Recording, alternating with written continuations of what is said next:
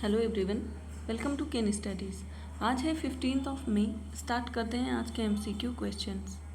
आज का first question है, where was the Asian weight lifting championship 2023 held. आपसे पूछा जा रहा है एशियाई भारोत्तोलन चैम्पियनशिप 2023 का आयोजन कहाँ किया गया। आपके ऑप्शंस हैं साउथ कोरिया, चाइना, जापान या कतर। और इस क्वेश्चन में आपका करेक्ट ऑप्शन हो जाएगा option A. Asian weight lifting championship का आयोजन किया गया है साउथ कोरिया में।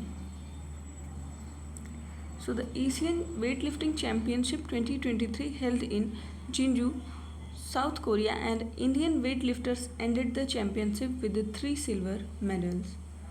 3 सिल्वर मेडल्स में विंध्या रानी देवी ने 2 सिल्वर मेडल जीता है in the category of 55 kg, while Jeremy Lalrinnunga bagged a silver in the men's 67 kg snatch section।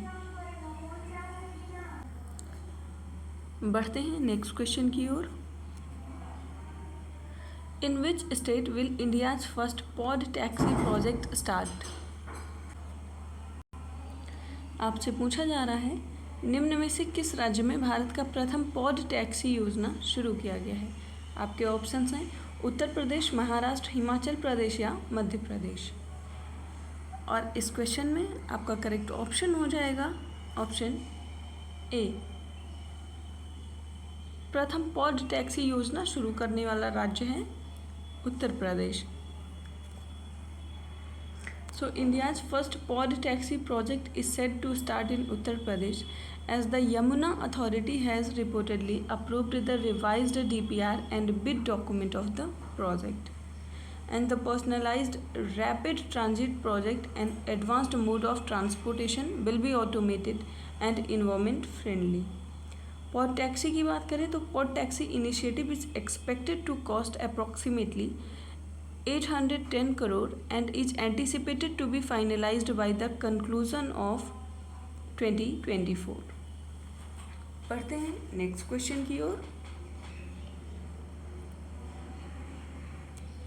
In May 2023, how many gallantry awards were conferred by the President Draupadi Murmu to the personnel of armed forces, CAPF, the state or UT police during the defense investiture ceremony in New Delhi।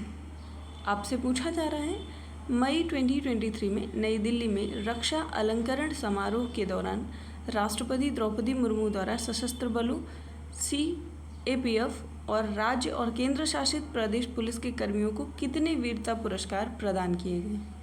आपके options हैं 10, 45, 33 या 37। और आपका correct option हो जाएगा option D. Total 37 पुरस्कार प्रदान किए गए हैं।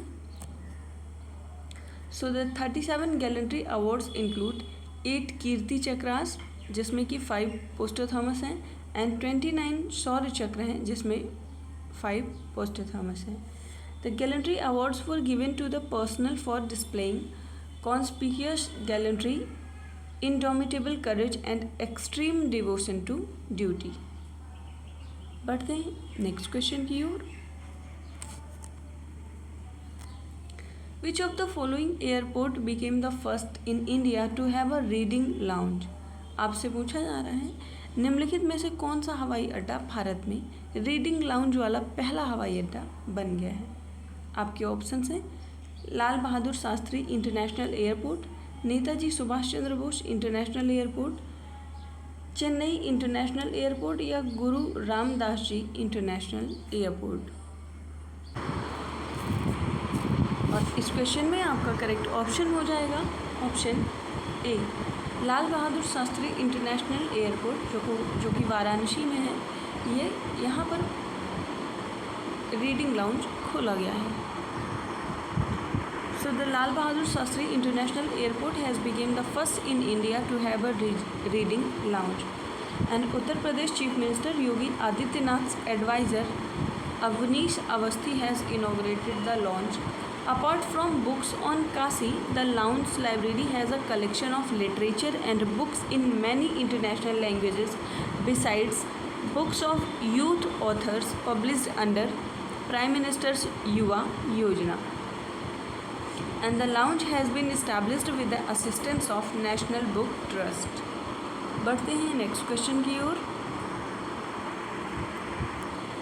Along with COVID-19, the WHO has declared the end of the public health emergency of international concern of which disease. आपसे पूछा जा रहा है कोविड-19 के साथ विश्व स्वास्थ्य संगठन ने किस बीमारी की अंतर्राष्ट्रीय चिंता की सार्वजनिक स्वास्थ्य आपातकाल के समाप्ति की घोषणा की है. आपके ऑप्शंस हैं एमपॉक्स, इबोला, जीका वायरस या पोलियो. एमपॉक्स आपने हाल ही में सुना होगा, चर्चा में था, जिसे मंकी पॉक्स कहा जाता है. और इस क्वेश्चन में आपका करेक्ट ऑप्शन हो जाएगा ऑप्शन ए. कोविड-19 के बाद एमपॉक्स दूसरी ऐसी डिजीज़ है जिसको डिक्लेयर किया गया है end of the public health emergency.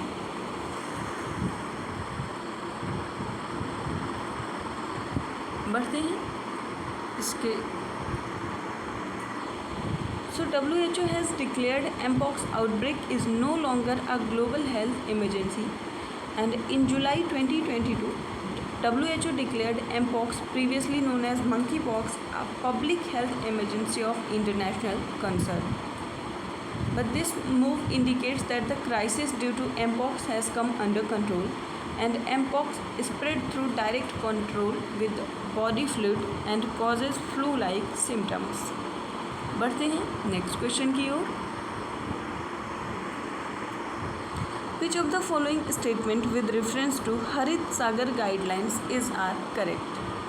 आपसे पूछा जा रहा है हरित सागर दिशा निर्देश के संदर्भ में कौन सा कथन सही है. फर्स्ट स्टेटमेंट है the guidelines aims at evaluating bank stress in an economy.